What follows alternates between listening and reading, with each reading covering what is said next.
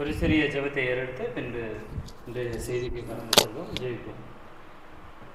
பரலோகத்திற்கு எங்கள் நல்ல பிதாவே, தகப்பனே, இதோ இந்த கால வேளையில் இந்த வருடத்தின் கடைசி வாரத்தில் நீர் எங்களை கூட்டி வந்து நிறுத்தியிருக்கிறீர் தகப்பனே. இந்த வருடம் முழுவதும் நீரே எங்களோடு எங்களை காத்து வந்தீரே தகப்பனே. அதற்காக நன்றி தகப்பனே. இதோ இந்த ஞாயிற்றுக்கிழமையும் காண கிருபை கொடுத்ததற்காக நன்றி தகப்பனே. இதோ இன்று நாங்கள் இங்கே கூடி இருக்கிறோம் தகப்பனே. ஒரே சிந்தையாக ஒரே ஆவியாக நாங்கள் இந்த கூடுதலை நடத்தி செல்லுமாறும் நீரே எங்களை வழிநடத்துமாறு கேட்டுக்கொள்வேன் தகப்பனே. இதோ இந்த தெய்வ செய்தியானது நானல்ல தகப்பனே, நீரே பேசுகிறீர். நீர் வழிநடத்தும் காத்துக்கொள்ளும். இவையாவும் எங்கள் ஆண்டவர் மீட்பன் குரும் ராஜாமா இருக்கிற இயேசு கிறிஸ்து நாமத்தினாலே கேட்டுக்கொண்டு நல்ல பிதாவே. கர்த்தராகிய ஆண்டவராகிய இயேசு கிறிஸ்து நாமத்தினாலே உங்கள் அனைவரையும் வாழ்த்துதலோடும் ஆனந்தங்களோடும் வரவேற்கிறேன். இந்த வருஷத்தோட கடைசி வாரம். போன வருஷம் 30ஆம் தேதி தான் ஆலந்து டேனிலாம் வந்து ஸ்டிக்கர் ஒட்டிகிட்டு இருந்தாங்க. அது நேற்று தான் நடந்த மாதிரி இருக்குது. பார்த்தீங்கன்னா ஒரு வருஷம் ஓடிடுச்சு. இப்போ தான் இந்த இடத்துல ஸ்டிக்கர் ஒட்டின மாதிரி ஒரு ஞாபகம். 2024ன்னு நம்ம அதை திரும்பி பார்க்குறதுக்குள்ள 2025 வந்துருச்சு. சரி, அது நம்மளுக்கு தெரிஞ்ச விஷயம் தான். ஏன்னா தேவனுடைய பார்வையில் 1000 வருஷம் எப்படி இருக்குங்க. அதனால அவ்வளோ அது நீங்கள் இப்போ ரீசெண்டாக பார்த்தீங்கன்னா ரொம்ப ஸ்பீடாக ஓட்டுற மாதிரி இருக்குது. அது எனக்கு மட்டும்தான் இருக்கா, எல்லாத்துக்கும் இருக்கான்னு தெரியல.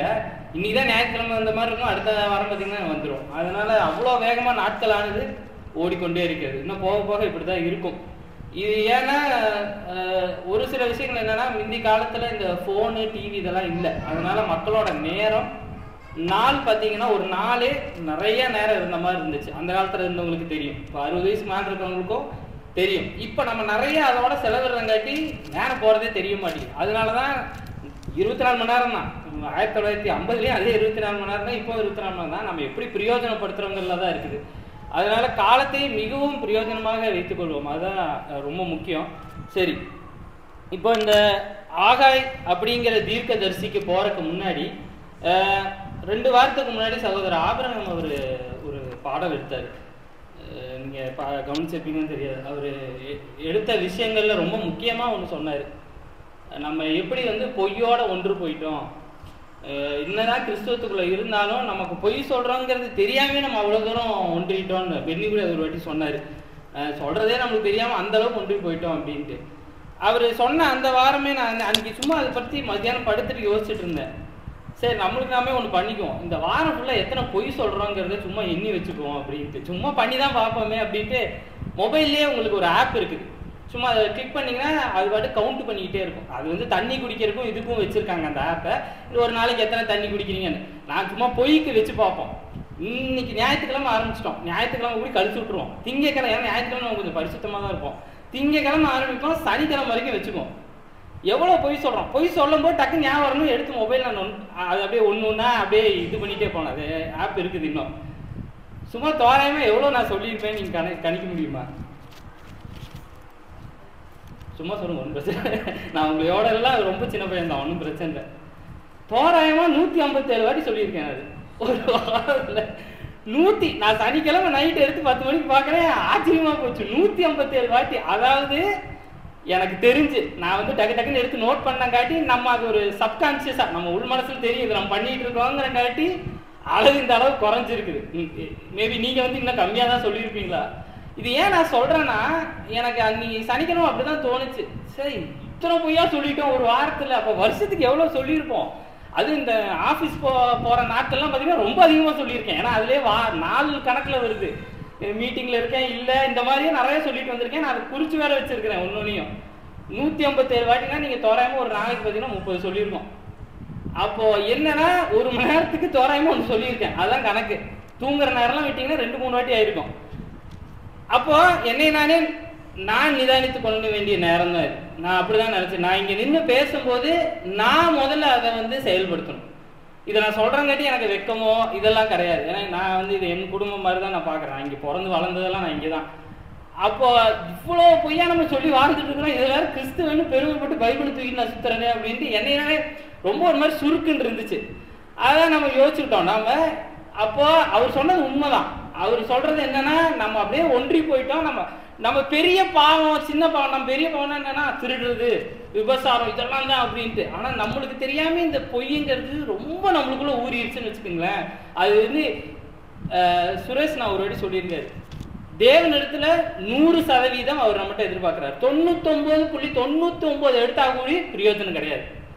இப்ப இந்த பொய்ங்கிறது 99.99 தான். நானும் ஒரு சின்ன பொய் சொன்னேன், அவ்வளவுதான். ஒரு நாளைக்கு ஒண்ணு தானே சொன்னேன். அப்ப அது 99.99 நீங்க வச்சிருந்தீங்கனாலும் பரலோக ராஜ்யத்துக்கு நம்ம போக முடியாது. அதுதான் தேவன் சொல்றாரு. அன்னைக்கு அண்ணன் ரொம்ப தெளிவா அழகா சொன்னாரு, நீ 100% இருந்தா மட்டும்தான் பரலோக ராஜ்யத்தை நீ உள்ள நுழையவே முடியும். அப்ப பவுலா இருக்கட்டும், பேதுருவா இருக்கட்டும், எல்லாருமே அந்த 100% இருந்திருக்காங்க. அதனாலதான் பவுல் தன் கடைசி காலத்துல என்ன சொல்றாருன்னா, நான் ஓடிட்டேன், எனக்கு வச்சிருக்குன்னு கான்பிடண்டா சொல்றாருன்னா அவர் அந்த 100% இருந்திருக்கிறாரு. நம்ம எவ்வளவு தூரம் அந்த 100% இருக்கோம்னு தெரியல. நம்மளுக்கு ரொம்ப எனக்கு ஆச்சரியமா இருந்துச்சு. அடடா, இவ்வளவு பெரிய விஷயத்த நம்மளுக்கே தெரியாம, அதாவது நம்மளுக்கே தெரியாம இருக்கிற ஒரு விஷயம். அது சும்மா உங்ககிட்ட நான் பகிர்ந்துருக்கணும்னு நினைச்சேன். இதுக்கும் நம்ம டாபிக் சம்மந்தம் இல்லை, இருந்தாலும் ரொம்ப ஒரு அதிர்ச்சியான விஷயம். இந்த வருஷத்துக்கான மிகப்பெரிய அதிர்ச்சி எனக்கு இதுதான். மற்ற எல்லா வேலை இதெல்லாம் தாண்டி ரொம்பவே அதிர்ச்சியா இருந்துச்சு. என்னை நானே நான் வந்து ஒரு சுத்திகரிப்புன்னு வச்சுக்கோங்களேன். நான் ஒரு 3 மாசத்துக்கு வருது நான் உட்காந்து எல்லாம் யோசி பார்க்கும்போது இதெல்லாம் பண்ணிருக்கூடாது, இதெல்லாம் பண்ணணும் அப்படிங்கிற மாதிரி நான் யோசிப்பேன். நான் மிகப்பெரிய இந்த இதில் எடுத்துக்கிட்டது, இனிமேல் இதை அப்படியே நிறுத்தணும். அந்த ஆப் என்ன நான் வச்சுக்கிட்டே இருக்கேன். என்னைக்கு அந்த ஆப்ல அதாவது 0 காட்டுதோ அன்னைக்கு தான் நான் அந்த 100% வச்சிருக்கேன்னு அர்த்தம். சும்மா உங்களோட பகிரணும்னு நினைச்சேன், அதனாலதான் இதுக்கு வந்தோம். சரி, இப்ப நம்மளோட தீர்க்கதரிசிக்கு வருவோம். இதுக்கு முன்னாடி உங்களுக்கே தெரியும், நம்ம மல்கியாவை பத்தி பார்த்தோம், சகரியாவை பத்தி பார்த்தோம். அப்படியே நம்ம ரிவர்ஸ்ல வந்துட்டு இருக்கோம். அதெல்லாம் அதாவது பாபிலோன்ல இருந்து வராங்க, இஸ்ரவேலுக்கு வந்துட்டாங்க, எல்லாம் கட்டுறாங்க, கோயிலெல்லாம் கட்டி முடிஞ்ச ஸ்டேஜ் எல்லாம் நம்ம பார்த்துட்டோம். இப்போ ஒரு கட்டத்துக்கு முன்னாடி வரும் ஆகாய். இந்த ஆகாய் தீர்க்க தரிசன புஸ்தகம் அப்படின்னா 1089வது பக்கத்துல இருக்கு. இதுல மொத்தமே எத்தனை அதிகாரம் இருக்குங்க? 2 தான். மொத்தமே 2 தான். தேடாதீங்க, ரொம்ப 2 அதிகாரம் தான் இருக்குது. மொத்தமே முதல் அதிகாரத்துல 15 வசனம், 2வது அதிகாரத்துல 23, ஆக 38 வசனத்துக்குள்ளதான் இருக்கு. இந்த புஸ்தகம் தான் பழைய ஏற்பாடுலேயே வச்சு சிறிய புஸ்தகம். பழைய ஏற்பாடு பார்த்தீங்கன்னா நிறைய எழுதியிருப்பாங்க, நிறைய விஷயங்கள் இருக்கும். ஆனா ஆகாய் தீர்க்கதரிசி மட்டும்தான், அதாவது ஆங்கிலத்தில் ஒரு வார்த்தை சொல்லுவாங்க, டு த பாயிண்ட் அப்படிம்பாங்க. நேரா ஒரே விஷயத்த நெத்தியடி மாதிரி சொல்லணும்னு. அவர் ஆகாய் வந்து நெத்தியடியே சொல்லிட்டாரு. நீங்க முதல் வசனத்துல ஆரம்பிச்சு கடைசி வரைக்கும் அவர் என்ன சொல்லணுமோ சுருக்குன்னு சொல்லிட்டு போயிருப்பாரு. அது வழக்கமா சொல்லுவாங்க, கடுகு சிறுசா இருந்தா காரம் பெருசும்பாங்க. அந்த மாதிரி இந்த புஸ்தகம் ரொம்ப சிறிய புஸ்தகம். வச்சதுலேயே பழைய ஏற்பாட்டுல சிறிய புஸ்தகம்னு பாத்தீங்கன்னா ஆகாய் தான். மொத்த பைபிள்லயே சிறிய புஸ்தகம் எதுங்க? இல்ல, பாருங்க, எதுன்னு கண்டுபிடிங்க. இப்போ நம்ம ஆகாய்க்கே திரும்பி வருவோம். இந்த ஆகாய் புஸ்தகத்தோட ஆகாய் தீர்க்க தரிசனம் சொல்ற அந்த வசனங்கள் தான் இந்த ஆகாய் புஸ்தகம், ஆகாய் தீர்க்க தரிசனம். இந்த ஆகாய்ங்கிற பேருக்கு அர்த்தம் அப்படின்னு பாத்தீங்கன்னா யெகோவா, அதாவது யெகோவா பண்டிகை. அதான் அதாவது நம்மளுக்கு எல்லாத்துக்கும் தெரியும், யூத மக்கள் வந்து 7 விதமான பண்டிகைகள் கொண்டாடிட்டு இருந்தாங்க. ஒரு வாட்டி சகோதரர் ஏசன் எடுத்தார், நிறைய பண்டிகை இருக்கு அவங்களுக்கு. அதுல யெகோவாவை தான் வந்து மெயின் ஒரு பண்டிகை. இந்த யெகோவா காலத்துல இவர் பிறந்தங்காட்டியா என்னன்னு தெரியல, இவருக்கு ஆகாய் அப்படின்னு பேர் வச்சிருக்காங்க. இந்த புஸ்தக தீர்க்க தரிசனம் எழுதும் போதே இவர் ஒரு வயசானவரா, முதிர் வயதானவரா தான் இருக்கிறாருன்னு வேத ஆராய்ச்சியாளர்கள் சொல்றாரு. ஆனா ஆகாயை பத்தி நம்மளுக்கு எந்த ஒரு குறிப்பும் இல்லை. மல்கியாவை பத்தி சில விஷயங்கள் இருக்கும், ஆனா ஆகாயை பத்தி எதுவுமே கிடையாது. அவர் எங்க வளர்ந்தாரு, அவரோட அப்பா யாரு, தாத்தா, எதுவுமே இருந்திருக்காது. நேரம் ஆகாய், அவ்வளவுதான். ஆகாய் வந்து ஒரு தீர்க்கதரிசி இருந்தாரு. அவர் நேரம் ஆரம்பிக்கும் போது திட்டி தான் ஆரம்பிப்பாரு, நீங்க பாத்தீங்கன்னா அந்த புஸ்தகத்துல. அப்ப ஆகாயை பத்தி நம்மளுக்கு அவ்வளவுதான் தெரிஞ்சிருக்கு. ஆகாயோட பேருக்கு அர்த்தம் யெகோவாவின் பண்டிகை. சரி, இப்ப நம்மளோட இந்த காலகட்டம் பார்ப்போம். முதல்ல அவரோட பேர் குறிப்பு பார்த்துட்டோம். இது எந்த காலகட்டத்துல நடக்குது நம்ம எல்லாத்துக்கும் தெரியும். 587 கிமு அந்த டைம்ல பாபிலோன்ல இருந்து சிறைபிடிச்சிட்டு போகப்பட்டாங்க. பாபிலோன் அரசு வீழ்ந்து, நெபுகாத்நேசாரோட அரசாங்கம் வீழுது. அடுத்த ராஜ்யமான பாரசீக ராஜ்யம், அதாவது பெர்ஷியன் கிங்டம் வருது. இந்த பாரசீக ராஜ்யம் வந்தக்கு அப்புறம் இது எல்லாமே எஸ்ரால நடக்குது. நம்ம ஏற்கனவே அதை பத்தி பார்த்திருக்கோம், எஸ்ரால நடக்கிற சம்பவங்கள். அப்ப பாரசீக ராஜ்யம் வர்ற டைம்ல 520 கிமுல அந்த பாரசீக மன்னன்ல இருந்து, பாரசீக மன்னன் நீங்க போங்க, போய் உங்க கோயிலை கட்டுங்கன்னு அனுப்பிச்சு விடுறாங்க. முதல் ஒரு குரூப் வராங்க, அது 2வது குரூப் வராங்க. இந்த 2வது குரூப்ல வர்றவர் தான் ஆகாய். முதல் குரூப்ல இருந்து வந்தவங்க வந்து அந்த கோயிலுக்கான அடித்தளம், அதாவது நம்ம இப்போ பில்டிங் கட்டும் போது ஒரு அடித்தளம் போடுவாங்க, ஃபவுண்டேஷன் அப்படிம்பாங்க. இப்போலாம் நிறைய டெக்னாலஜி இருக்குது. ஃபஸ்ட்டு ப்ளூ பிரிண்ட் எடுப்பாங்க, அதுவே 3D ஆக்குவாங்க, அப்புறம் தான் பில்டிங் கட்டுவாங்க. ப்ளூ பிரிண்ட் போட்டு ஃபவுண்டேஷன் போடுவாங்க. அதாவது இப்போ 3 மாடி கட்டடம்னா இதுக்கு எவ்வளோ ஆழம் தோண்டணும், எவ்வளோ அடித்தளம் இருக்கணும், அதுதான் ஸ்ட்ராங் ஃபவுண்டேஷன். அப்போ அந்த முதல் வந்தவங்க இந்த ஃபவுண்டேஷன் போட்டு அப்படியே நிறுத்துறாங்க. இதில் மன்னிக்கும், இதில் வந்து இப்போ 2வது ஒரு ஜென்ரேஷன், அதாவது 2வது ஒரு குரூப் வருது. இவங்க அடியில் வந்து செருபாபேல் தலைமையிலையும் யோசுவா பிரதான ஆசாரியர் தலைமையிலும் இருக்கிறாங்க. இது எல்லாமே நீங்கள் எங்கே பார்க்கலான்னு பார்த்தீங்கன்னா எஸ்ரா 1லேருந்து 6ஆம் அதிகாரம் வரைக்கும் ஃபுல்லாகவே இதை பற்றி தான் இருக்கும். இவங்க யார், எப்படி வராங்க, பாரசீக மன்னன் யார், இது எல்லாரோட குறிப்பும் அங்கே இருக்கும். அப்போ இந்த ஆகாய் தீர்க்கதரிசி எந்த காலகட்டத்தில் இந்த தீர்க்க தரிசனத்தை சொல்கிறாருன்னா, இவங்க ஃபவுண்டேஷன் போட்டாங்க, அங்கேயோட நிறுத்திட்டாங்க, அதுக்கு மேலே அவங்க எதுவுமே கட்டலை, அவங்கவுங்க அங்கங்கே அப்படியே வாழ்ந்துகிட்டே இருக்கிறாங்க அந்த இடத்துல. அப்போ தேவன் ஆனவர் ஆகாய் தீர்க்கதரிசி மூலியமா அந்த மக்களுக்கு என்ன சொல்றாருங்கிறது தான் இந்த சம்பவம். இந்த 2 அதிகாரமே இது மட்டும்தான். அப்போ இது எவ்வளோ நாள் நடக்குதுன்னா 4 மாதம் கிட்டத்தட்ட, ஏன்னா அதில் தேதியே குறிப்பிட்டிருக்கு, நம்ம பார்ப்போம். 4 மாதம் இந்த ஆகாய் தீர்க்கதரிசி சொல்றாரு அந்த ஒரு நாளில். அப்போ மொத்தம் 4 மாசத்துல 4 தடவை தீர்க்க தரிசனம் சொல்றாரு. இதெல்லாம் நான் வந்து ஏன் சொல்றேன்னா, யாராவது கேட்டாங்கன்னா நம்மளுக்கு சொல்றதுக்கு ஈஸியா இருக்கும், அதனாலதான். அதனால 4 மாசம் 4 தடவை 4 வாட்டி தேவனானவர் ஆகாய் தீர்க்கதரிசி மூலியமா சொல்றாரு. எஸ்ரா 4ஆம் அதிகாரம் 23லேருந்து 24 வரை. எஸ்ரா 4ஆம் அதிகாரம் 23லேருந்து 24 வரை.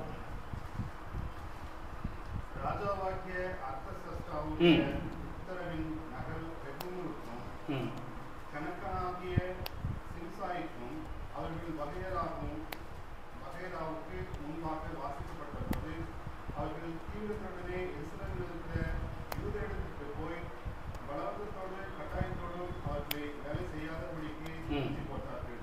அப்பொழுது இஸ்ரவேலில் உள்ள தேவனுடைய ஆலயத்தின் வேலை தடைபட்டு பெர்சியாவின் ராஜாவாகிய ராஜ்யபாரம் பண்ணின 7ஆம் வருஷம் மட்டும். இப்போ முதல் வசனம் ஆகாய், இந்த வசனத்தை அப்படியே ஞாபகம் வச்சுக்கோங்க. இப்போ முதல் வசனத்துக்கு வாங்க. ஆகாய் 1:1.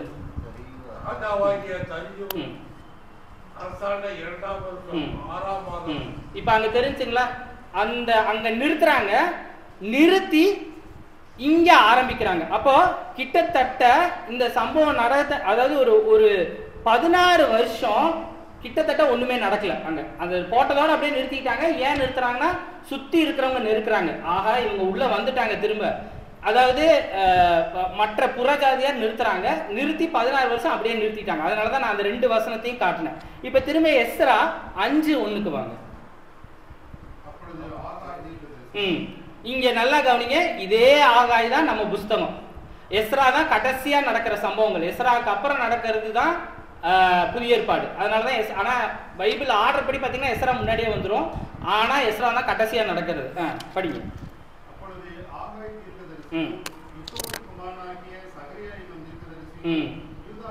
இந்த இத்தோட மகனை பத்தி தான் நம்ம பார்த்தோம். அவரு தான் சகரியா. சகரியா தன் இள வயதுல இருக்கிறாரு, ஆகாய் தன் முதிர் வயதுல இருக்காங்க. 2 தீர்க்கதரிசி.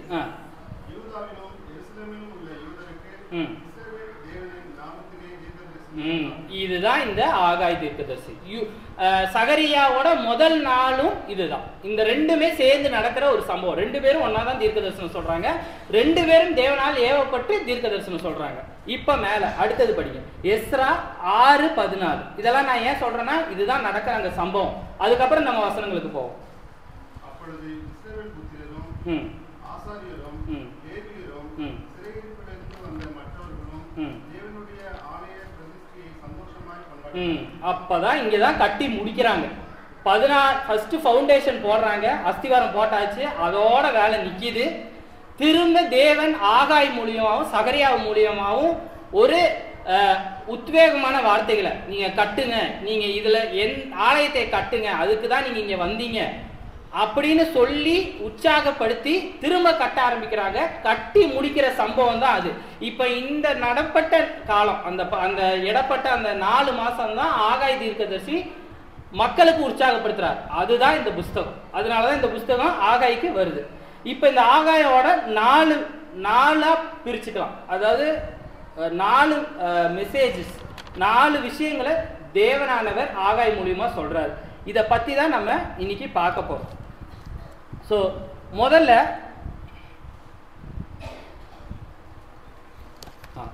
ஆகாய் முதல் அதிகாரத்துல முதல் வசனத்துல இருந்து 3 வரைக்கும் படிச்சது.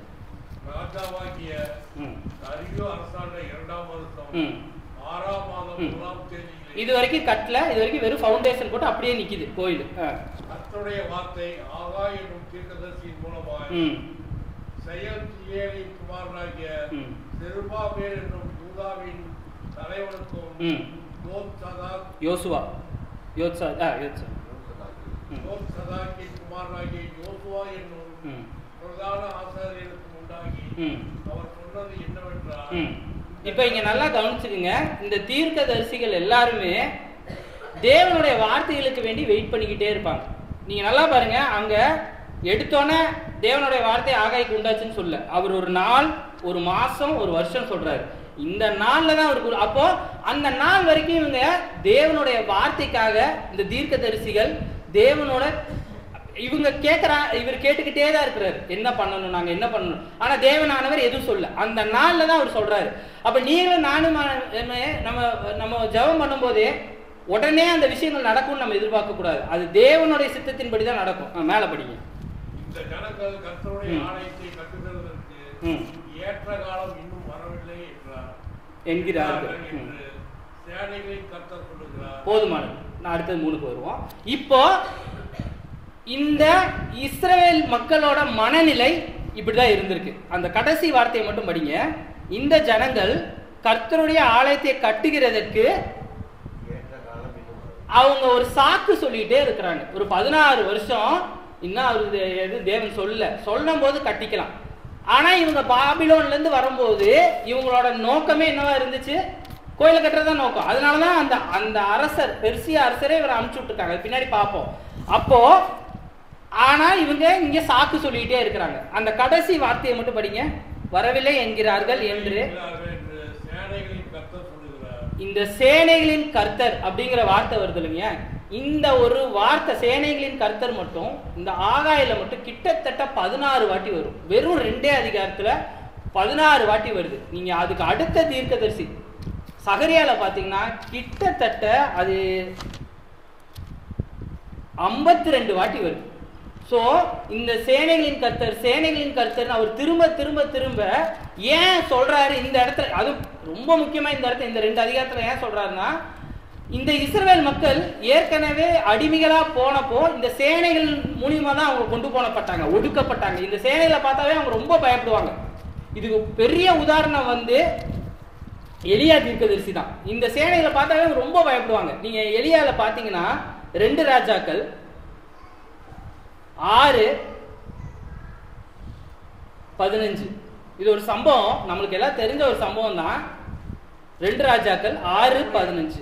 தேவனுடைய மனுஷனின் வேலைக்காரன் அதிகாலமே எழுந்து வெளியே புறப்படுகையில் இதோ ராணுவம் குதிரைகளும் ரதங்களும் பட்டணத்தை சுற்றி கொண்டு இருக்க கண்டான்.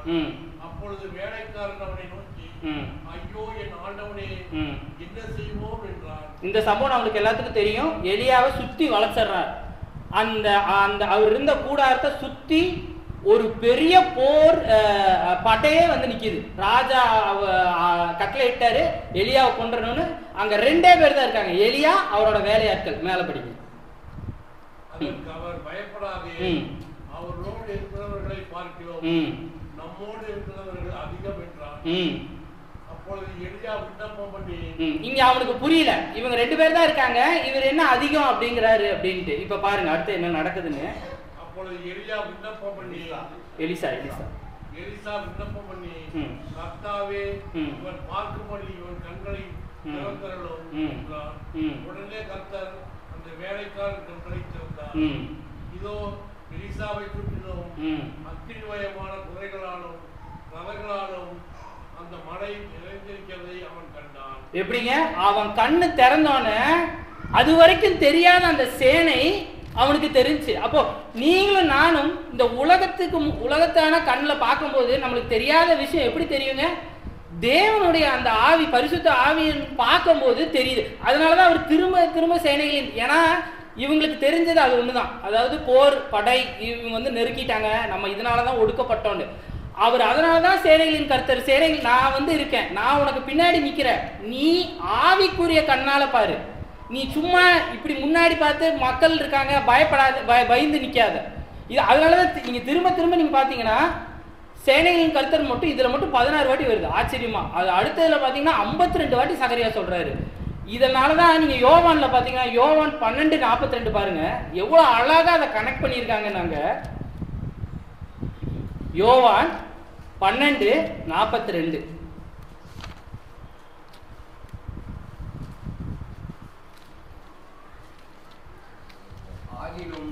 அதிகாரிகளிலும் அநேகர் அவரிடத்தில் விசுவாசம் வைத்தார்கள். அப்படி இருந்தும் ஜெப ஆலயத்திற்கு புறம்பாக்கப்படாதபடிக்கு பரிசேயர் நிமித்தம் அதை அறிக்கை பண்ணாதிருந்தார்கள். இதே சம்பவம் தான் அங்கேயும் நடக்குது. அதாவது இவங்களுக்கு மனசுல குத்தப்பட்டு இவங்க திருந்தணும், அதாவது ஞானஸ்தானம் எடுக்கணும் முடிவு பண்ணிட்டாங்க. ஆனா இவங்க ஏன் பண்ணாம இருக்காங்க?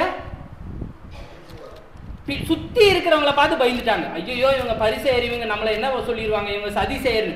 இங்க தேவனானவர் என்ன சொல்றாருன்னா, உன் கண்ணை திறந்து பாரு, நான் உனக்காக சேனையே ரெடி பண்ணி வச்சிருக்கிறேன். அதனாலதான் ஆகாய மூலியமா அவர் தெளிவா என்ன சொல்றாருன்னா, உன்னை சுத்தி நான் சேனையை வச்சிருக்கேன், நீ கோயிலை கட்டு, நீ வந்த வேலை கோயிலை கட்டுறதுக்கு தான், நீ வேற எதுலயும் டைவர்ட் ஆயிடாத, பயப்படாத, நீங்க வந்து நின்றுட்டு. ஏன்னா நீங்க பாத்தீங்கன்னா இப்பவும் அதே தான், இஸ்ரவேல் அதை சுத்தி இருக்கிறது பாத்தீங்கன்னா வேற புறஜாதி நாடு, எல்லாமே வேற வேற நாடு. அவங்க எல்லாருமே இவங்களை ஒடுக்க தான் பார்த்துருக்காங்க. பல வருஷமா இதான் நடந்துட்டு இருக்கு. இவங்க வந்த புதுசுல இவங்க கையில ஆயுதம் இல்லை, எதுவுமே இல்லை, இவங்க அப்படியே நடந்து வந்து அங்க செட்டில் ஆயிட்டாங்க.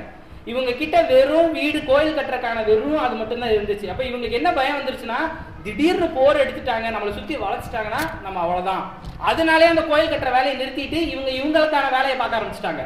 நம்ம படை வீரர் ரெடி பண்ணணும், ஏன்னா நம்ம சுத்தி இருக்கிறாங்கன்னு. ஆகாயங்க அதனாலதான் தெளிவா சேனைகளின் கர்த்தர் உங்களை சுத்தியா நான் நிக்கிறேன், நீ கோயிலை கட்டு, நீ பயப்படாத, நீ அதெல்லாம் பார்த்துட்டு இருக்காது. அதனாலதான் திரும்ப திரும்ப அதை சொல்றாரு. இப்ப அடுத்தது படிப்போம், நீங்க மேல படிங்க. ஆகாய், திரும்ப ஆகாய் 3ஆம் வசனத்துல இருந்து படிக்க ஆரம்பிப்போம். இந்த வீடு பாழாய் கிடக்கும் போது நீங்கள் மத்தியில் பாவப்பட்ட உங்கள் வீடுகளில் குடியிருக்கும்படியான காலம் இது. அவ்வளவுதான், நேரா பாயிண்ட் வந்துட்டார். அவர் எதுவும் சுத்தி வளைக்கல. என்னோட ஆலயம் இப்படி கிடைக்கும் போது நீங்க என்ன வீடு கட்டியிருக்கீங்க? மச்சு வீடு. அது இப்போ அந்த வார்த்தை அதிகமா பயன்படுத்துறது இல்லை, முந்தி பயன்படுத்திட்டு இருந்தாங்க. இந்த மச்சு வீடுனா என்னன்னா, அந்த வீடு மட்டும் இல்லை, அதை சுத்தி காம்பவுண்டு கட்டுவாங்க, அதுக்கான மர வேலைகள் கட்டுவாங்க, அந்த வீட்டுக்கான அலங்காரம் எல்லாமே இருக்கும். அதான் மச்சு வீடு. மேல மாடி வச்சு கட்டி எல்லாம் அதை சுத்தி. இப்போ ரொம்ப சிம்பிளா சொல்லணும்னா வில்லா அப்படிம்பாங்க, நீங்க எல்லாம் பார்த்துருப்பீங்க. வில்லானா தனியா அதுக்குன்னு எல்லாமே இருக்கும். நீங்க வெறும் துணிமணி மட்டும் எடுத்துட்டு போனா போதும், எல்லாமே அதுக்குள்ளேயே இருக்கும். அப்போ தேவனானவர் அங்கே அப்பவே வில்லாலாம் கட்டியிருக்காங்க போல. அது தெளிவா சொல்றாரு, என் ஆலயம் இப்படி இருக்கு, உன்னை நான் அங்கிருந்து அனுப்பிச்சதுக்கான காரணம் உன்னோட சிந்தை எதுல இருந்திருக்கணும்? ஆலயத்து மேல இருந்திருக்கணும். ஆனா உன் சிந்தை எதுக்கு போச்சு? என்னை சுத்தி இவங்கெல்லாம் இருக்கிறாங்க, முதல்ல நான் என் வீட்டை கட்டிக்கிறேன், நான் மச்சு வீடு கட்டிக்கிறேன். அவர் அதான் சொல்றாங்க, திரும்ப அதான் சொல்றாரு, நான் மச்சு வீடு கட்டிக்கிறேன், அதுக்கப்புறம் இதை பார்த்துக்கலாம், ஏன்னா இதுக்கான காலம் இன்னும் வரல. அவங்க திரும்ப திரும்ப அதான் சொல்லிட்டு இருந்தாங்க, என் வீடு கட்டுற காலம் இருக்கு, ஆனா இந்த காலம் இன்னும் வரவில்லை. மேல படிப்போம். திரும்ப அதே தான் சொல்றாரு, திரும்ப அது சேனைகளின் கர்த்தர் தான் வருது. உங்கள் வழிகளை சிந்தித்து பாருங்கள், நீங்கள் திரளாய் விதைத்தோம். இங்க நிறுத்திக்கோ. இப்போ தேவனானவர் திரும்ப இங்க ஒரு எச்சரிப்பை கொடுக்கிறாரு, நீ உன் வழிகளை சிந்தித்து பாரு. நம்ம எத்தனை வாட்டி நம்ம செய்த விஷயங்களை சிந்திச்சு பார்த்திருப்போம், நம்ம இதை பண்ணியிருக்கோம், இது தப்பா ரைட்டா? நம்மளை நாமே நம்ம செய்யறது எல்லாமே கரெக்டுன்னு போயிட்டே இருப்போம். ஒரு கட்டத்துல அது நம்ம என்னைக்கு உழுகிறோமோ அன்னைக்குதான் நம்ம திரும்பி பார்ப்போம், ஓ ஏதோ தப்பு பண்ணியிருக்கோம், அதான் நம்மளுக்கு பிரச்சனையா வந்துட்டு இருக்கு. அந்த உழுகாத வரைக்கும் நம்மளுக்கு தெரியவே தெரியாது. இங்க அந்த இஸ்ரேல் மக்களும் அப்படிதான், அவங்க பாட்டுக்கு வந்தாங்க, கொஞ்சம் ஆரம்பிச்சாங்க, அப்படியே விட்டுட்டு அவங்களோட வீடெல்லாம் கட்டி சுகபோகமும் ஆள ஆரம்பிச்சிட்டாங்க. அவங்களுக்கு தாங்கள் செய்யறது பாவம் கூட தெரியல. அப்ப தேவனானவர் இவங்களுக்கு இந்த நீ தப்பு பண்ணிட்டு இருக்கேன்னு சொல்றதே அவர் எப்படி திரும்ப சொல்றாருங்கிறத பார்ப்போம். இப்ப அதனாலதான் பிலிப்புல பாத்தீங்கன்னா 2ஆம் அதிகாரம் 21. எவ்வளோ அழகா தீமோத்தேயுக்கு ஒரு எக்ஸாம்பிள் கொடுக்குறாரு பாருங்க.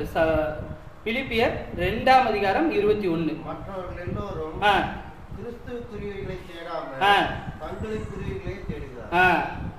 அடுத்தது தீமோத்தேயு. இதே திரும்ப அதை படிங்க. மற்றவர்கள் எல்லோரும் கிறிஸ்துவுக்குரியவைகளை தேடாமல் தங்களுக்குரியவையே தேடுகிறார். அழகா என்ன சொல்றாருன்னா, தீமோத்தேயுக்கு ஒரு எக்ஸாம்பிள். அதாவது தீமோத்தேயு மட்டும்தான் தேவனுக்கானதை தேடுறாரு, நீங்க சுத்தி இருக்கிறவங்க எல்லாம் இப்படிதான் இருக்கிறீங்க அப்படிங்கறதான் பிலிப்பாங்க சவுலானவர் பிலிப்பியர் இதுக்கு எழுதும் போது எழுதுறாரு. அப்போ நாம் கூட இப்படிதானே இருக்கிறோம். நான் என்னோட குடும்பம் இதெல்லாம் கரெக்டா நடந்தா போதும். நம்ம எங்கேயாவது சறுக்கும் போது தான் நம்ம திரும்பியே பார்ப்போம். அது வரைக்கும் நம்ம திரும்பி பார்க்க மாட்டோம்.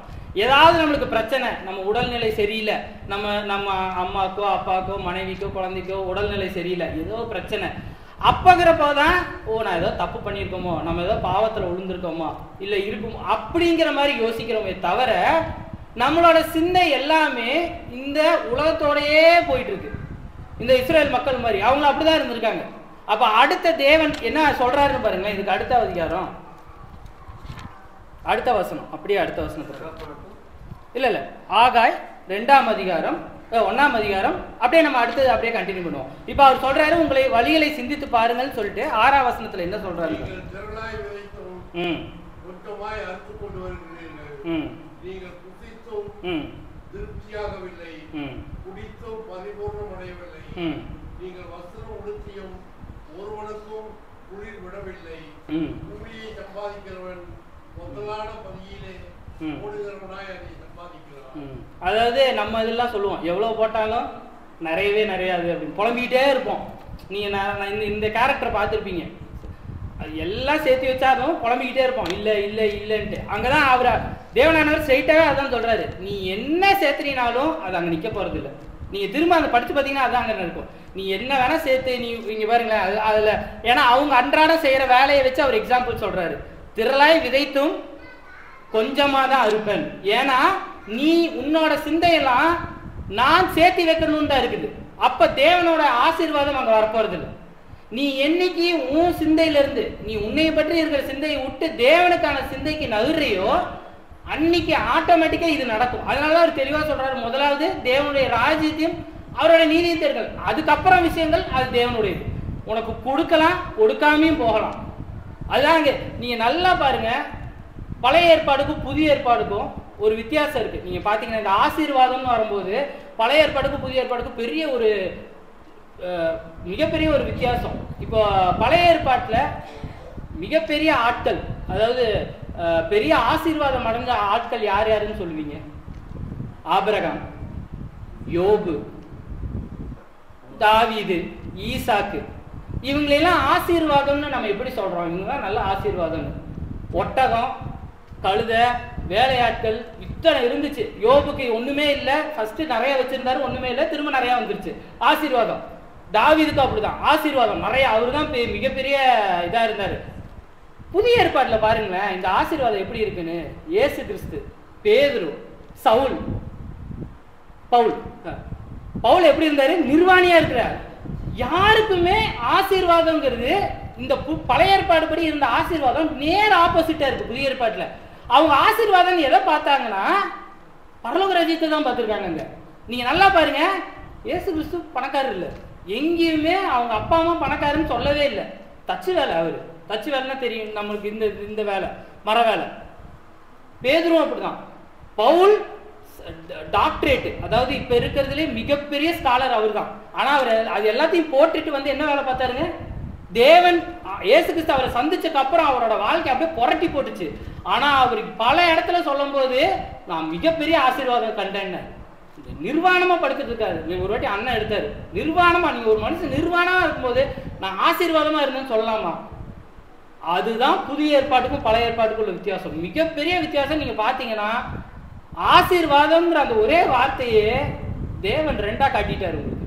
இது பழைய ஏற்பாட்டோட ஆசீர்வாதம், இது வேண்டாம் உனக்கு. அது இருந்தும் இல்லைனாலும் பிரச்சனை இல்லை, இல்லாம இல்லைனாலும் பிரச்சனை இல்லை. ஆனா புதிய ஏற்பாடுன்னு ஆசீர்வாதம்னா பரலோக ராஜ்யம் தான். இது நல்லா நீங்க படிச்சு பாத்தீங்கன்னாவே தெரியும் இந்த அர்த்தம். எல்லாருமே அப்படிதான் இருந்திருப்பாங்க புதிய ஏற்பாட்டுல. யாருமே நிறைய ஆடு வச்சிருந்தோம், மாடு வச்சிருந்தோம், நாங்கள் ஆசீர்வாதம், அந்த வார்த்தையே இருக்காது புதிய ஏற்பாட்டில்.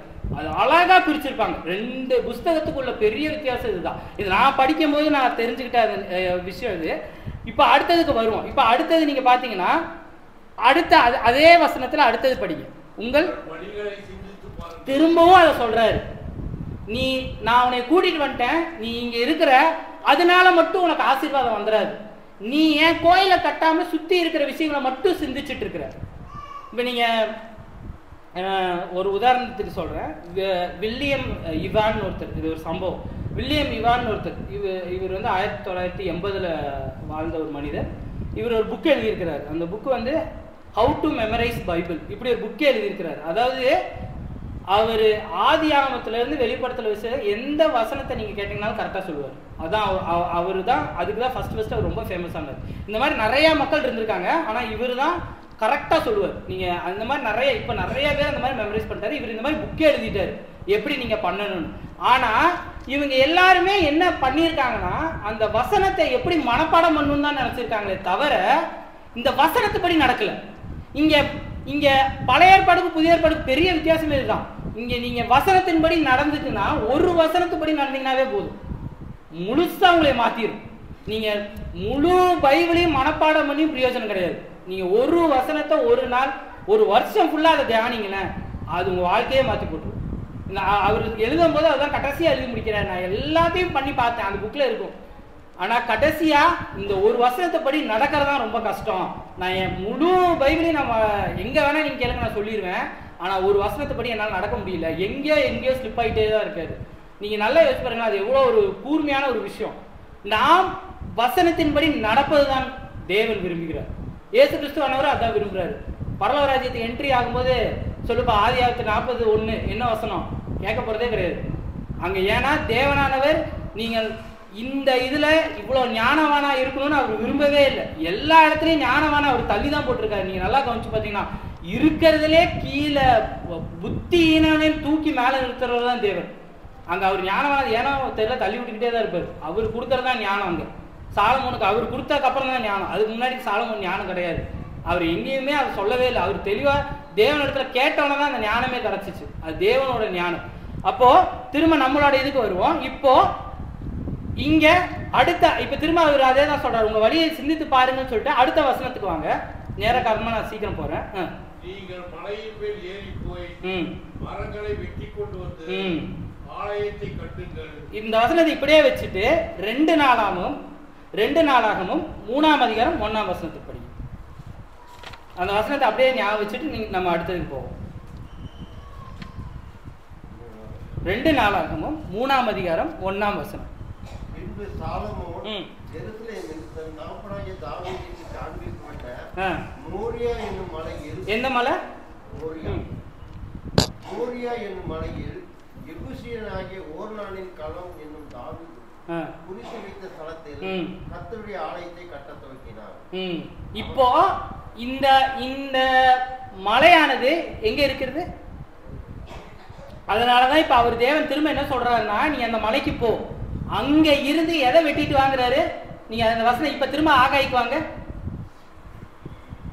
நீங்கள் மலையின் மேல் ஏறி போய் மரங்களை வெட்டி கொண்டு வந்து ஆலயத்தை கட்டுங்கள். அதே மலை தான் இங்கே வருது. இந்த குறிக்கப்பட்ட அந்த மலை தான் இதே மலை. ஆனா இங்க ஏன் தேவனானவர் மரங்களை எங்க இருந்து வெட்டுங்கிறாரு? மலையின் மேல். ஏன் மரம் கீழே இருக்காதா? நீங்க கவனிச்சு பார்த்திருக்கீங்களா? மரம் எல்லா இடத்துலயும் இருக்கும். ஏன் மலை மேல ஏறி போய் வைக்கணும்? என்ன நீங்க மலை மேல ஏறி போய் மரத்தை வெட்டிட்டு திரும்ப இழுத்துட்டு வந்துட முடியுமா? யோசிச்சு பார்த்திருக்கீங்களா? நீங்க அதை யோசிச்சிருக்கீங்களா? மலை மேல நீங்க ஏறி போறதே ஃபர்ஸ்ட் கஷ்டம். இப்பவாச்சும் ரோடு போட்டிருக்காங்க. நீங்க அப்பெல்லாம் வந்து கால்நடையா கைத்தை பிடிச்சோ ஏறி தான் போயிருப்பாங்க. அதாவது தனியா ஏறி போறதே கஷ்டம். மரத்தை வெட்டி திரும்பி உங்களால வர முடியுமா? இதத்தான் தேவன் என்ன சொல்றாருன்னா, நீ உன்னோட சொகுசான உன்னோட கம்ஃபர்ட்டை விட்டு முதல்ல வெளியே வா. நீ உன் வீட்டுக்குள்ளேயே உட்காந்துட்டு குறை சொல்லிக்கிட்டே இருந்து தேவன் என்ன என்னை கூப்பிட்டா நான் போறேன் அப்படின்னு சொன்னீங்கன்னா அங்க நடக்க போறதே இல்லை. தேவனானவர் என்ன சொல்றாரு? போ, ஏறு, மலை ஏறு, மலை ஏறி போய் மரத்தை வெட்டிட்டு வா. மரம் கீழே கிடைச்சிருக்கும். அங்க மரம் எல்லா இடத்தையும் கிடைக்கிற ஒரு விஷயம்தான்.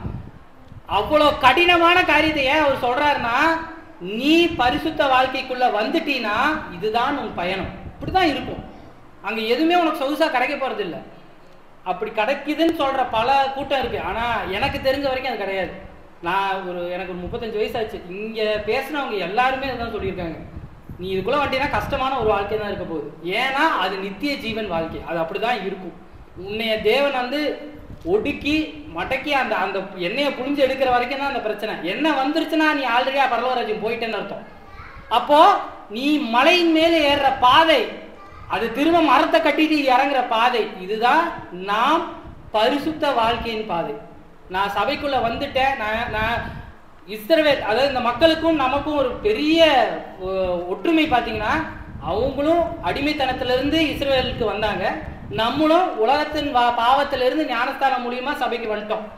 அந்த சபைக்கு வந்து அங்க அடித்தளம் போட்டுட்டோம்.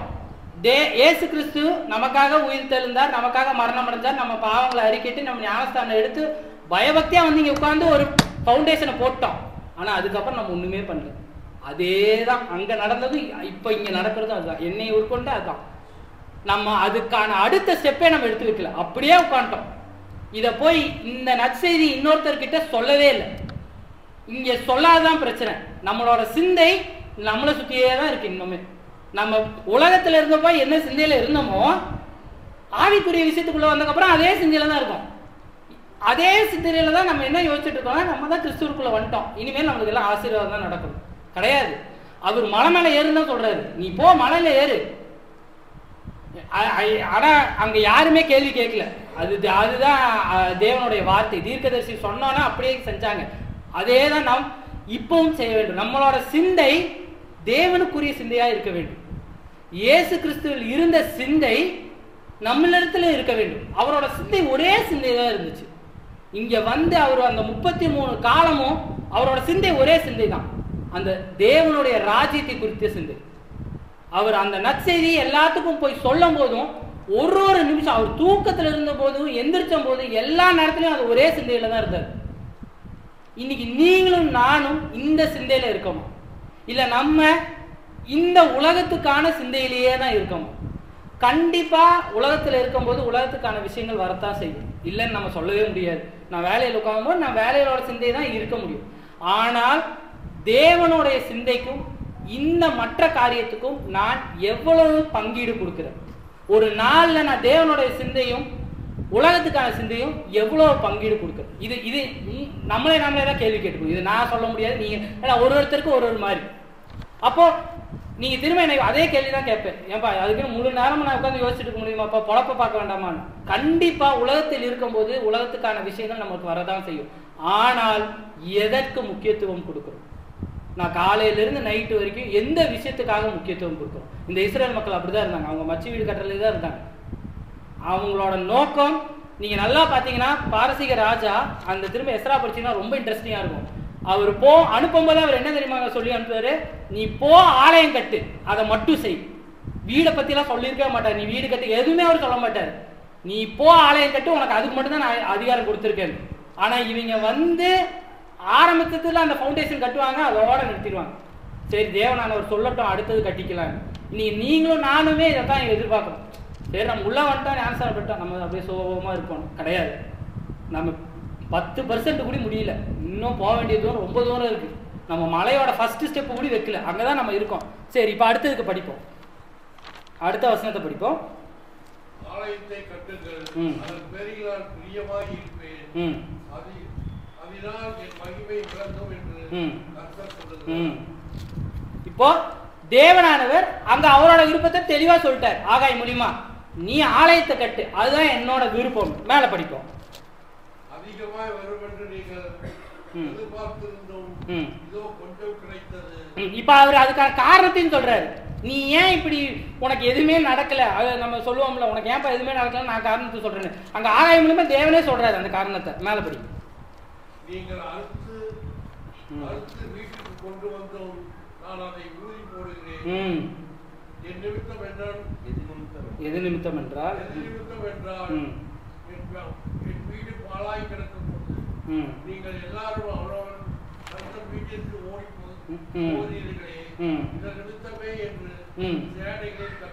அங்க தெளிவா என்னங்க சொல்றாரு, நீ அறுக்கிறது நிறையாதான், நீ கொண்டு வர்றதும் நிறையாதான், ஆனா நான் தான் அதை ஊதி போடுறேன், வேற யாரும் கிடையாது. அதனாலதான் உனக்கு கம்மியா தோணுது. ஏன்னா உன் சிந்தை எதுல இருக்கு, எவ்வளோ விதைக்கலாம் எவ்வளோ அறுக்கலாம், இதை பத்தியே தான் நீ சிந்திச்சுட்டு இருக்கிறியே தவிர என் ஆலயத்தை குறித்து உன் சிந்தனை இல்லையே. நீ எதற்காக வந்தார்? உன் ஞானஸ்தானம் எடுத்து நம்ம எதுக்காக சபைக்குள்ள வந்த, நம்ம எடுக்கும் போதே என்னன்னு சொல்லி எடுத்தோம், இந்த நற்செய்தி பிறருக்கு சொல்லுவதற்காக தானே உள்ள வந்தோம். கரெக்டுங்களா? அதுக்கு தான் நம்ம உள்ள வந்தது. நமக்கு இந்த ஒரு நற்செய்தி கிடைச்சி நம்மளுக்கு ஒரு நித்திய வாழ்க்கை கிடைக்குதுன்னு நம்ம உள்ள வந்தோம். ஆனா இந்த நற்செய்தியை மற்றவங்களுக்கு சொல்லும் போது தானே அது வளரும். எனக்குள்ளேயே வச்சுட்டு இருந்தா வளருமா? எனக்குள்ளேயே நான் வீடு கட்டிட்டே இருந்தேன்னா வளருமா? நான் பிறருக்கு நான் செய்யும் போது தானே அது வளரும். இங்க அதுதான் அவர் தெளிவா சொல்றாரு, நீ கொண்டு வர்றதெல்லாம் நிறைய தான், ஆனா யாரு ஊதி போடுறாத? ஏன் நான் ஊதி போடுறேன்? நீ எனக்கான சிந்தை இல்லை, நீ சிந்தையே உனக்கு என் மேல சந்தை இல்லாம நீ பிற விஷயங்களை யோசிச்சுக்கிட்டே இருக்க. 16 வருஷமா அவங்க இதுதான் பண்ணியிருக்காங்க. நீங்க பாத்தீங்கன்னா ஆரம்பிச்சதுல இருந்து இந்த ஆகாயி வரும்போது 16 வருஷம் ஆயிடுச்சு. 16 வருஷமா அவங்க புலம்பிக்கிட்டே இருந்திருக்கிறாங்க. என்னப்பா நான் இப்படி அறுக்கிறேன் சேர்க்கிறேன், நான் எனக்கு எதுவுமே சேர மாட்டேங்குது, எதுவுமே நடக்க மாட்டேங்குது அப்படின்னு. ஆனா அப்படி பண்ணிட்டே வீடு கட்டிக்கிட்டே இருக்கிறாங்க. அவங்களுக்கு தேவையான விஷயங்கள் எல்லாம் பண்ணிக்கிட்டே இருக்கிறாங்க. ஆனா தேவனானவர் அவங்களுக்கு குறிக்கோள் கொடுத்துக்கிட்டே இருக்கிறாரு. அவங்க உணரல, அவங்களுக்கு அது தெரியல. அதனாலதான் தேவன் நேராகவே பேசிடுறாரு. இப்ப சில நேரங்களில் எனக்கு அது நடந்திருக்குன்னு வச்சுக்கோங்களேன். எத்தனை வயசுக்கு நடந்திருக்குன்னு தெரியல. மாதம் ஒரு 25ஆம் தேதி 28ஆம் தேதி கடைசி ஆகும்போது நான் சும்மா அந்த பேங்க் இதெல்லாம் பார்ப்பேன் எவ்வளோ பேலன்ஸ் இருக்குன்ட்டு. கொஞ்சம் ஒரு 5000 ரூபா 10000 ரூபா கூட இருந்துச்சுன்னா நம்ம அப்படியே நம்ம ரொம்ப சந்தோஷப்பட்டுறோம். அப்போ இந்த மாதம் கொஞ்சம் மிச்சமாயிருச்சு, இதை வச்சு நம்ம பெருசாக நம்ம ஏதாவது பண்ணணும், இந்த இது ஏதாவது பண்ணணும். பார்த்தீங்கன்னா அடுத்த நாள் ஏதாவது செலவாயிடும். அது அடுத்த ஒரு 2 நாள் அந்த செலவு வந்துடும் எப்படியா இருந்தாலும்.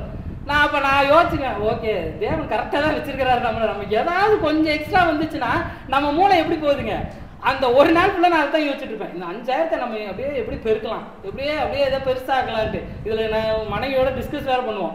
ஆனால் நீங்கள் பார்த்தீங்கன்னா கரெக்டாக 2 நாள் 3 நாள் அதுக்கு ஏதாவது செலவு வந்துடும். அப்போ கரெக்டாக ஒரு கொட்டு உழுகும் எனக்கு. அது நடக்கணும்னு நடந்துக்கிட்டே தான் இருக்குது இப்போ வரைக்குமே. அப்போ நம்மளோட சிந்தை மாறும்போது தேவனாக அவரே திருப்புறாரு, அவரே அதை திருப்புறாரு. போகாத அந்த சைடு போன அப்படியே போயிடுவேன். நீ இந்த சிந்தையில உட்கார்ந்த அப்படியே அந்த சிந்தையிலேயே உட்காந்துருப்ப, நீ திரும்பு இந்த சைடு திரும்பு அப்படின்னு அவர் திருப்பிக்கிட்டே இருக்கிறாரு. இப்ப நீங்க பாருங்களேன், இது 11ஆம் வசனத்தை படிச்சீங்களா? அடுத்தது 11ஆம் வசனம். ஆதலால் உங்கள் மேல் இருக்கிற வானம் பனியை பெய்யாமல் பூமி பலனை கொடாமல் நான் நிலத்தின் மேலும் மலைகளின் மேலும் தானியத்தின் மேலும் புது திராட்சை ரசத்தின் மேலும் எண்ணெயின் மேலும் பூமியில் விளைகிற எல்லாவற்றின் மேலும் மனுஷரின் மேலும் மிருகங்களின் மேலும் கைப்பாடு அனைத்தின் மேலும் புரட்சியை வருவித்து. நீ இப்படி இருந்தீங்கன்னா நீ மாசம் என்ன நீ சம்பாதிச்சினாலும் நான் என்ன பண்ணுவேன், அதை குறுக்கிட்டே தான் வருவேன். நீ நினைச்சுக்கலாம் உனக்கு அவ்வளவு வருதுன்ட்டு, ஆனா எப்படியும் நான் குறுக்கிடுவேன். ஏன்னா உன் சிந்தையெல்லாம் எது மேல இருக்கு, என் மேல இல்ல. நீ என் மேல சிந்தையை திருப்பி, அது பெருகும். நீங்க நல்லா பாருங்களேன், பணியே நிறுத்துறேங்கிறார். நீங்க 10வது பாத்தீங்கன்னா நல்லா 10ஆம் வசனம் திரும்ப படிச்சீங்கன்னா கூட ரொம்ப நல்லா தெரியும். அதெல்லாம் படிங்க. அதாவது இப்ப நம்ம கோயம்புத்தூர்ல இருக்கோம்னு வச்சுக்கோங்களேன், இப்ப டவுன் ஹால்ல இருக்கோம்னு வச்சுக்கோங்க, கோயம்புத்தூர் கூட விட்டுருங்க. நம்ம சிந்தை இப்படி இருந்துச்சுன்னா இந்த டவுன் ஹால் மேல இருக்கிற மட்டும் மழை வர மாட்டேங்கிறாரு. அதாங்க சொல்றேன். நீங்க நல்லா பாருங்களேன், உலகத்துக்கு ஃபுல்லா சொல்லு அவரு, நீ என்னோட சிந்தையில இல்லைன்னா இங்க டவுன் ஹால்ல மட்டும் நான் மழையே கொண்டு வர மாட்டேங்கிறாரு. சுத்தி எல்லாம் மழை பெஞ்சு நம்ம வீட்டுல மட்டும் மழை பெய்யலாம் எப்படி இருக்கும்? தெளிவா அவர் அதை சொல்றாரு. ஏன்னா உன் சிந்தை எது மேல இருக்கு? அடுத்தது படிக்கும், அடுத்த வசனம். அது படிச்சாச்சு. இப்ப 12ஆம் வசனத்துக்கு வந்துடும். இப்போ நீ இந்த மாதிரிலாம் இருந்த, நீ என் மேல சிந்தை வரும்போது என்ன ஆகும், அதைதான் அவர் அங்க தெளிவா சொல்றாரு. அடுத்தது வாங்க, இப்ப அந்த வசனத்தை படிக்கும்.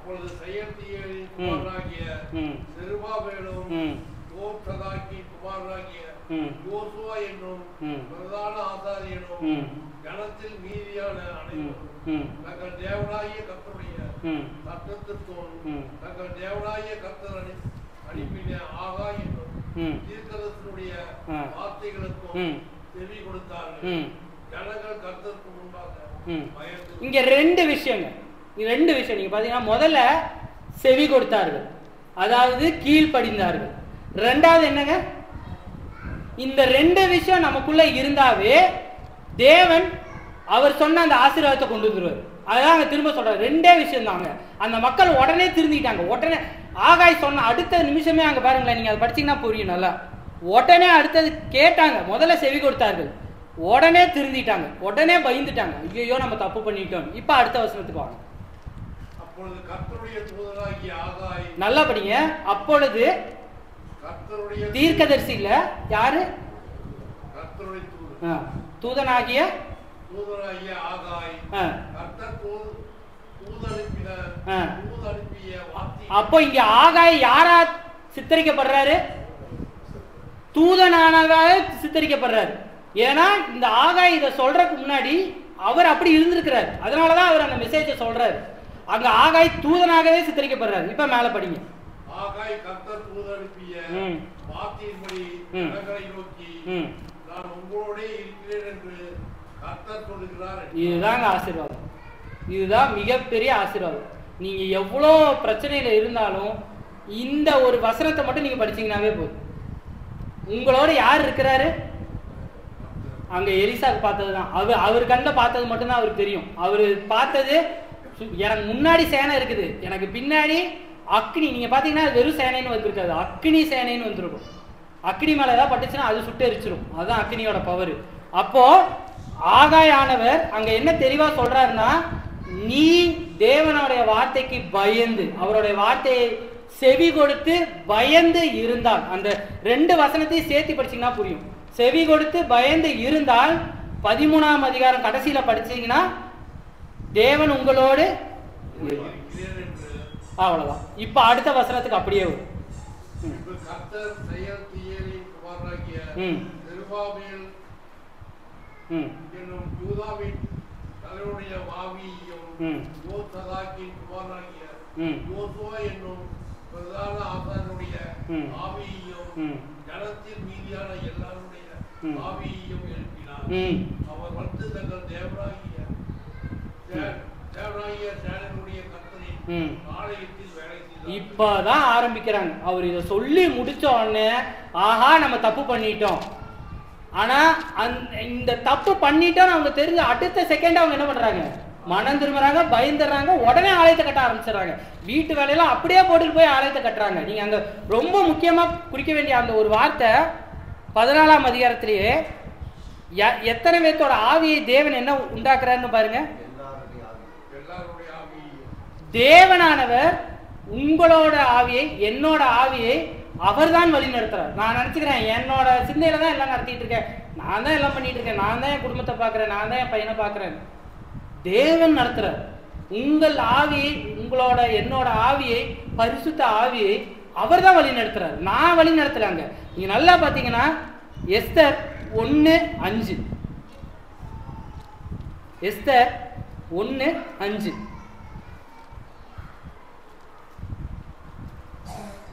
ஒன்றாம் அதிகாரம் 5ஆம் தேசம் முதல் எத்தியோப்பியா தேசம் வரைக்கும் உள்ள 127 நாடுகளை அரசாண்ட ஆகாஸ்வேருவின் நாட்டிலேயே சமைத்தது. ராஜாவாகிய ஆகாஸ்வேரு சூசான் அரண்மனையில் தன் ராஜ்யத்தில் சிங்காசனத்தின் மேல் வீட்டிருந்தான். அவன் தன் ராஜ்ய பாரத்தின் 3ஆம் தன்னுடைய பிரபுக்களுக்கும் ஊழியக்காரர்களுக்கும் விருந்து பண்ணினான். அப்பொழுது பெர்சியா, மேதியா தேசங்களில் மகத்தானவர்களும் நாடுகளின் அதிபதிகளும் பிரபுக்களும் அவன் சமூகத்தில் வந்திருந்தார். அவன் தன் ராஜ்யத்தின் மகிமையான ஐஸ்வர்யத்தையும் தன் மகத்துவத்தின் சிறந்த பிரதாபத்தையும் அநேக நாளாகிய 180 நாளாகவும் விளங்க செய்து கொண்டிருந்தான்.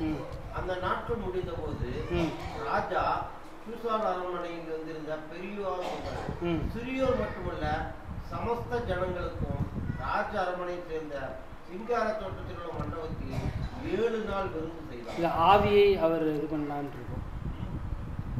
ராஜாவோட ஆவியை தேவன் இது சரி அது விட்டுறார். 2 நாளாகவும் 1 நாளாகவும் 5:26. நீ அது ஏன் நான் படிச்சேன்னா நீங்க திரும்ப அந்த எஸ்ரா படிங்க. Ezra 1:5, Ezra 1:5. ஏன் அதை நான் திரும்ப படிக்க சொல்றேன் அந்த வசனம், அது ரொம்ப முக்கியமான ஒரு வசனம். இந்த ஆவியை செருபாபேல் இடத்துலயும் இஸ்ரேல் மக்கள் இடத்துலயும் ஆவியை எழுப்பின தேவன் ஃபர்ஸ்ட் எங்க எழுப்பி இருக்காருன்னு பாருங்க. எஸ்ரா 1. அப்பொழுது இஸ்ரவேலில் உள்ள கர்த்தருடைய ஆலயத்தை கட்டுகிறதற்கு போகும்படி யூதா பென்யமீன் வம்சங்களின் தலைவரும் ஆசாரியரும் லேவியரும் அன்றி எவர்கள் ஆவியை தேவன் ஏவினாரோ அவர்கள் எல்லாரும். இப்போ இங்கேயே அவர் ஆவியை ஏவுறாரு. இதுக்கு முன்னாடி யாரோட ஆவியை ஏவுறாருன்னு பாருங்க. 1:1 அதுலயே எரேமியாவின் வாயினாலே கர்த்தர் சொன்ன வார்த்தை நிறைவேறும். பெர்சியாவின் ராஜாவாகிய கோரோசுடைய 1ஆம் வருஷத்திலே கர்த்தர் பெர்சியாவின் ராஜாவாகிய கோரோசின் ஆவியை ஏவினார். அப்போ இந்த போரோஸோட ஆவியே தேவன் கட்டுப்பாட்டுல இருந்தங்காட்டி தான் பெர்சியா ராஜா இவங்களுக்கு அனுமதியே கொடுக்கிறார். இங்க தேவனானவர் எல்லாத்தையும் அவர் தான் கட்டமைக்கிறார். இந்த எல்லாத்தோட ஆவி கடைசியில எங்க கொண்டு வந்து அவர் நிறுத்துறாருன்னா செருபாபேலும் யோசுவா எல்லாத்தோட ஆவி பரிசுத்த ஆவியானவரை மூலியமா இந்த ஆலயத்தை கட்ட வைக்கிறார். அப்ப உங்களிடத்துல என்னிடத்துல நம்மளோட சிந்தை, நான் தான் இதை பண்றேன், என்னாலதான் இது நடக்குதுன்னு நம்ம நினைச்சோம்னா தேவன் அப்படியே திருப்பி போடுறாரு. அதுதான் அங்க சொல்றாரு. இப்ப மேல படிப்போம். 2ஆம் அதிகாரம் 1ஆம் வசனம். நேர காரணமா நான் சீக்கிரம் போறேன். 7ஆம் மாதம் 21ஆம் தேதியிலே ஆகாய் என்னும் தீர்க்கதரிசி மூலமாய் கர்த்தருடைய வார்த்தை உண்டாயிற்று. இப்ப முதல் இது முடிஞ்சு இப்ப 2ஆவதுக்கு வராரு. 2ஆவது மெசேஜ் இது. நம்ம நேரா 4ஆவதுக்கு படிச்சிருவோம். அதான் அந்த மெசேஜ். 3-4 படிச்சிருக்கோம். இந்த ஆலயத்தின் முந்தின மகிமையை கண்டவர்கள் உங்களுக்குள்ளே மீந்திருக்கிறவர் யார்? இப்பொழுது இது உங்களுக்கு எப்படி காண்கிறது? அதற்கு இது உங்கள் பார்வையில் ஒன்றும் இல்லாதது போல காண்கிறது. ஆனாலும் திருப்பாவலே நீ தெரிந்துகொள் என்று கர்த்தர் சொல்கிறார். யோசாத்தின் குமாரனாகிய யோசுவா என்னும் பிரதான ஆசாரியனே தெரிந்துகொள். தேசத்தின் எல்லா ஜனங்களையும் தெரிந்து கொள்ளுங்கள். வேலையை நடத்துங்கள் என்று கர்த்தர் சொல்கிறார். நான் உங்களுடனே இருக்கிறேன் என்று கர்த்தர் சொல்கிறார். அப்ப நீங்களும் நானும் நான் எப்படி போய் பேச போறேன், இது ஒரு விஷயத்தை நான் எப்படி மற்றவங்கிட்ட சொல்ல போறேன், இந்த இந்த இந்த நற்செய்தியை நான் சொல்லணும்னா அவங்க என்னை பத்தி என்ன நினைப்பாங்க, இந்த சிந்தை உங்களோட வரவே வேண்டாம் தான் அவர் அங்க சொல்றாரு. நீ வாயை தர, வார்த்தை யாரிலிருந்து வரும்? நான் சொல்றேன் வார்த்தை, நீ வாயை மட்டும் தராங்க. அப்போ உன்னோட ஆவியை நான் எழுப்புறேன். அதான் அங்க சொல்றேன். நீ ஆங்கிலத்தில் பார்த்தீங்கன்னா அந்த 14 ஸ்டிர்டுன்னு இருக்கும். ஸ்டிர்டுனா கிண்டுறது. அங்க தேவன் கிண்டுறாரு. அதான் அங்க போட்டிருக்கும். நீங்க அப்ப பரிசுத்த ஆவியானவரை நீங்கள் உங்கள் பரிசுத்த ஆவியானவரை பாதுகாக்க வேண்டும். அவர் தேவன் வழியாக உங்கள் வாயின் மூலியமா பேசுவார். அதுதான் அங்க சொல்றாரு. நீங்க இந்த சிந்தையிலிருந்து எப்ப விலகுறீங்களோ அப்பவே நம்மளோட சிந்தை உள்ள வந்துடும். மத்தேயிலும் இதான் அழகா சொல்றீங்க. மத்தேயு 28:20. மத்தேயு 28:20 நம்ம எல்லாத்துக்கும் தெரிஞ்ச ஒரு அதிகாரம் தான்.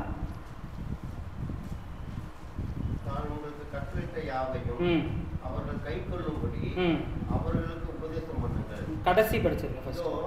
உலகத்தின் முடிவு பரியந்தம் சகல நாட்களில் நான் உடனே கூட. அப்போ தேவனானவர் உங்களோடனே கூட இருக்கிறேன் அப்படின்னு இந்த வசனத்தை மட்டும் நீங்க பாத்தீங்கன்னா நிறைய சபையில மாட்டிருப்பாங்க. உங்களோட அந்த கடைசி லைனை மட்டும் பார்த்திருப்பாங்க. ஆனா இதுக்கு முந்தின இது படிச்சீங்கன்னா அவர் எப்போ உங்களோட இருக்கிறார், அந்த முதல் இதை படிங்க. என்னோட நற்செய்தி நீங்க சொல்லும் போதுதான் நான் உங்களோட இருக்க முடியும்.